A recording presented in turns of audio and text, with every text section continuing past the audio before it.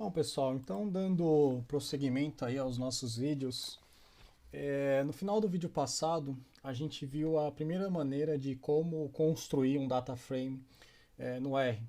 Tá aqui, até aqui na tela, na verdade, eu vou destacar, né? Mas a primeira maneira que a gente viu foi utilizando aí o comando ou a função, né? Data.frame. E aí como argumentos, no linguajar estatístico, a gente colocava as nossas variáveis, né? Ou os objetos aí que a gente salvou previamente.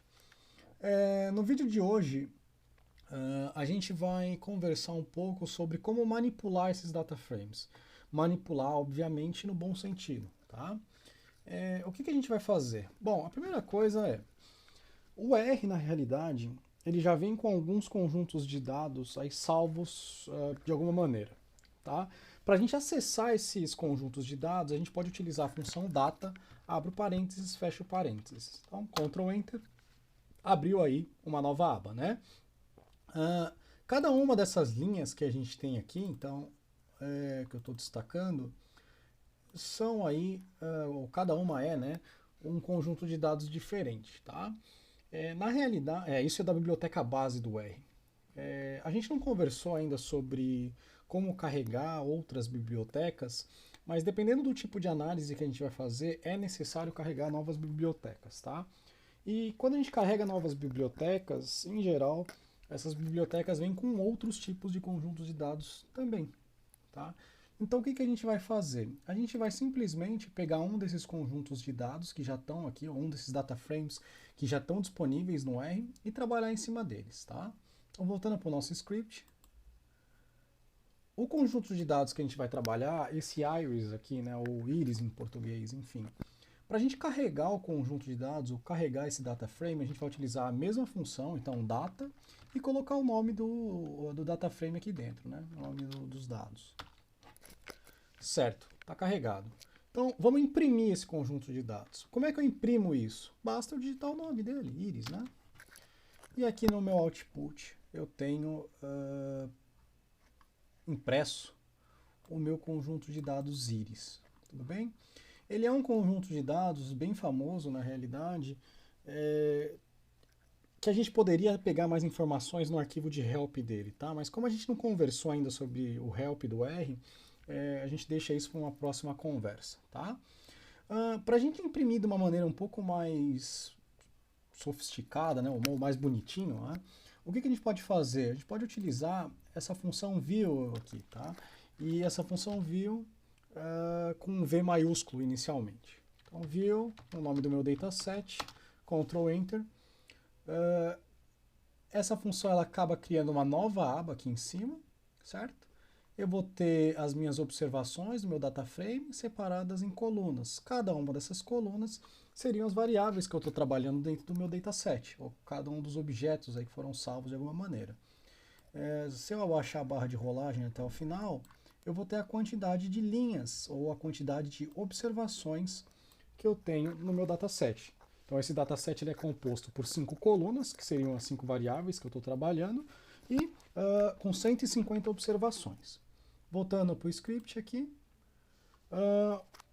outra função, a função head. Tá? Então, head, abro parênteses, como argumento eu coloco o meu data frame, Ctrl Enter.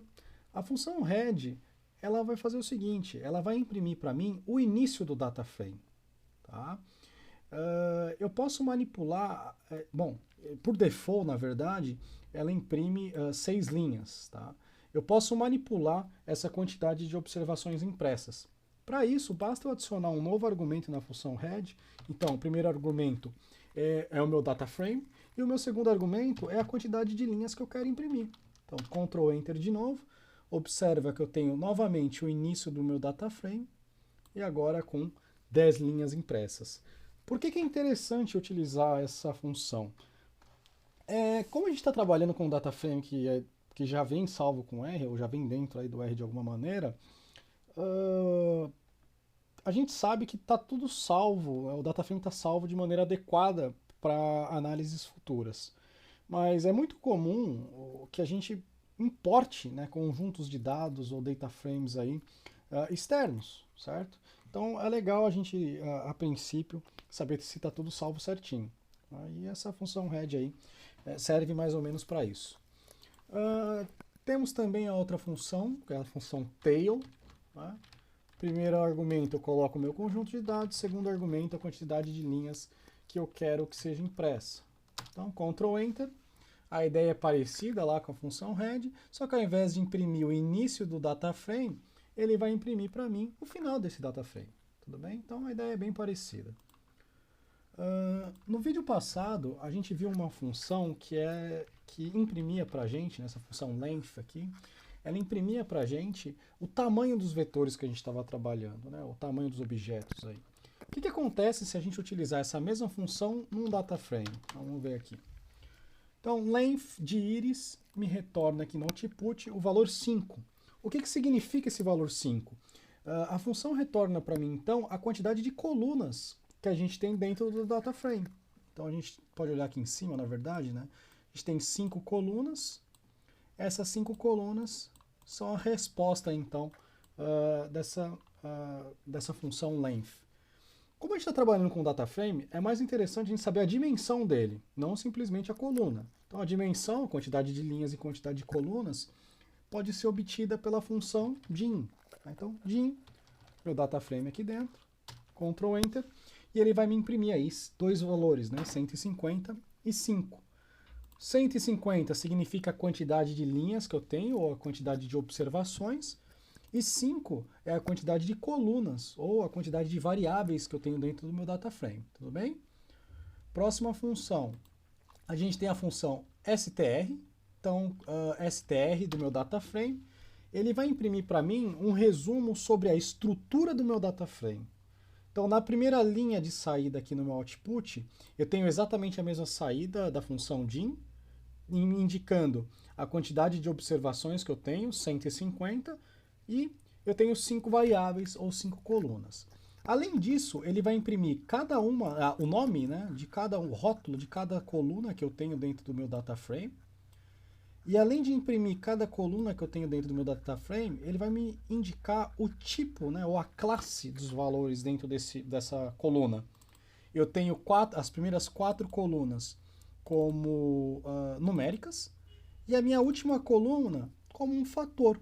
Fator a gente viu também no vídeo passado, aloca, e a coluna está alocando strings, né, ou caracteres, enfim. Tá? E a última função do vídeo de hoje é a função summary, meu data frame. O summary simplesmente me traz um resumo das variáveis ou das colunas dentro do meu data frame. Eu tenho que as 4 primeiras colunas, então essa e essa aqui, eram variáveis numéricas, ou objetos, né, desculpa, com valores numéricos. Vai me trazer algumas estatísticas descritivas, então o valor mínimo, primeiro quartil, mediana, a média, o terceiro quartil e o valor máximo observado. Algumas dessas medidas a gente não conversou em sala ainda, provavelmente, mas a gente vai tratar delas, tá? E quando a gente tem um fator, que era essa coluna espécies aqui, o que ele vai trazer de resumo para a gente? Um fator nada mais é do que uma coluna que aloca strings. Então eu tenho 3 strings distintas, né? Então essa primeira, essa segunda e essa terceira. E o que são esses 50 aqui na frente? É a quantidade de vezes que essa string aí se repete no meu conjunto de dados ou no meu data frame.